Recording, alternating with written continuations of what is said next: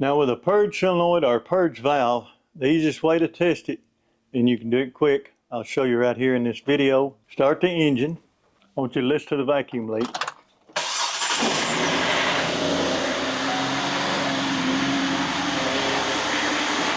Now if you notice how the engine is loping, running up and down, it can't control the idle. You'll feel it when you got it in gear, you'll feel it pulling.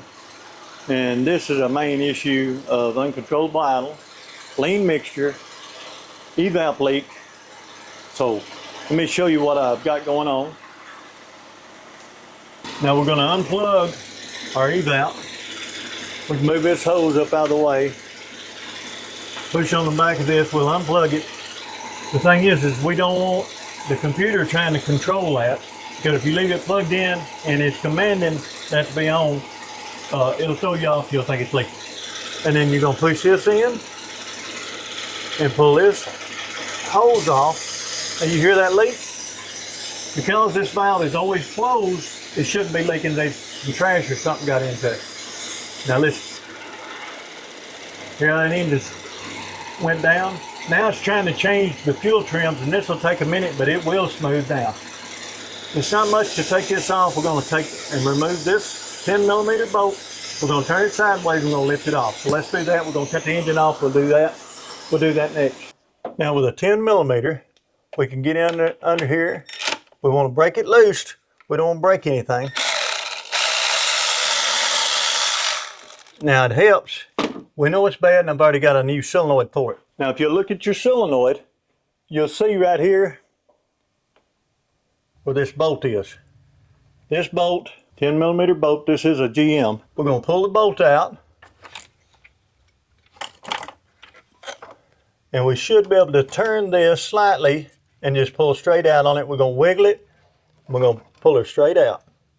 It's got a rubber O-ring, and it may be stuck. But see a rubber O-ring? Now then, we want to put a little bit of lube on this. Let's do that right quick. Now what I've done is I've took a little motor oil and just wet that up enough so we can slide it back in. That'll keep our O-ring from rolling. Now I want to remove this bolt. Now if you'll notice, it's a shoulder bolt. So that's prevent it from pushing this together and breaking. If you look here, it just sits on the back of that. So all we got to do is we'll run this through. And if you look right here, that's where it's going to bolt into.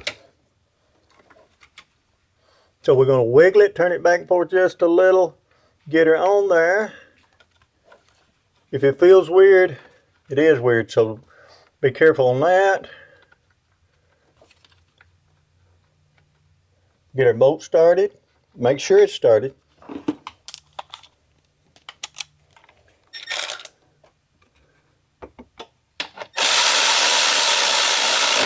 That's as tight as that needs to be. Now we can hook everything back up. We'll look at our fuel trims. They should all go down. We've reinstalled our bolt. Now right here, I put a little bit of assembly lube. You can use motor oil, that's fine. Now then we can work this back on. This for the click. We're going to do the same thing with this. This for the click. I want to show you something. With this and everything's so tight, there's no way this line will come off. You'll notice it's actually pushing on that. That's okay too. As long as your plug is right, you should be good to go. Now we'll look at our live data and see how big a change we got.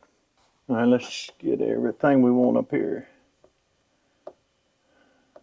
Got our loop, our engine idle, long term,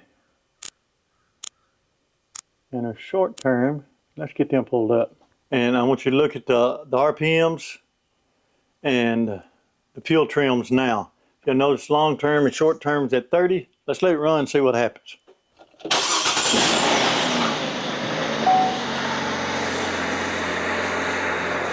I want to look at my RPMs, see if they're controllable. That's one of our codes.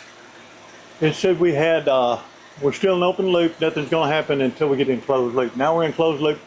Look at our short term, already minus 10%, 30 and 34. Let's see how long it takes that to come down. That should clear our idle, our evap leak codes, and our lean codes. Just that one part.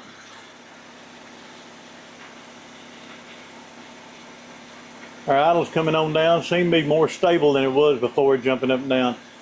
Now we're here.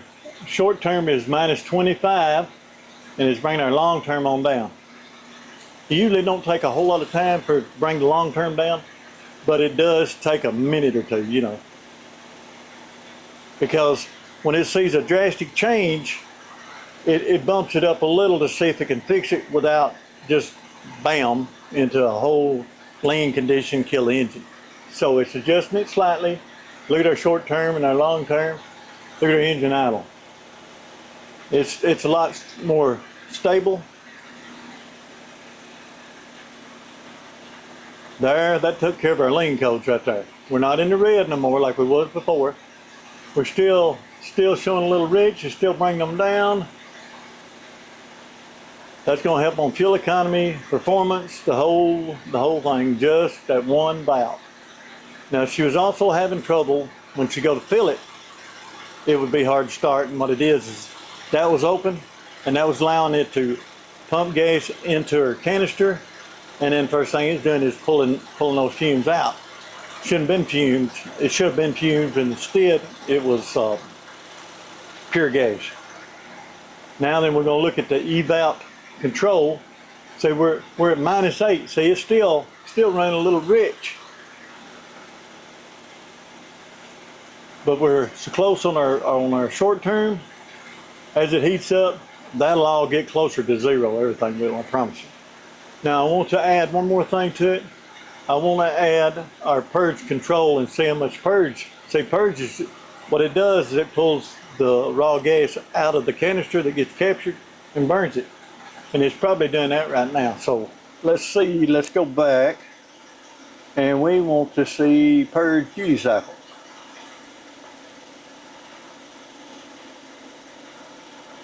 You'll notice our injector pulse width changed too, and our O2 sensors. Now it says that we've got a problem with bank 2 sensor 2. It's stuck lean, and it is not showing well. So, okay, our O2s, it says bank 2 system 2 is stuck lean.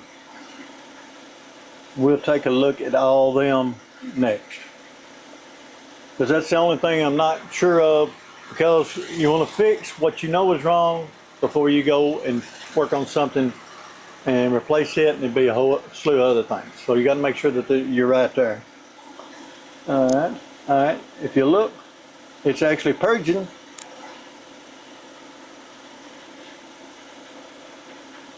Evap purge is at 18%. Look at us now. We're really close. Driving will help this out a lot too. After it's been running this way for a while, really probably wouldn't hurt if it had a new set of plugs, because they've been running lean. So we've got most of the codes took care of. The only one we got to worry about now is our O2 sensor being stuck lean. Let's look at it and see what it looks like. Now what I want to do is I want to compare bank 1 sensor 2 and bank 2 sensor 2. Now we're just looking at the two numbers. And if you'll notice, bank 2 sensor 2 is, I don't know, I think it's good. We'll have to drive it and see. If it comes back, it'll have to have an O2 sensor. We'll do a video on how to check that. Alright, that's it for this video. Thank you for watching.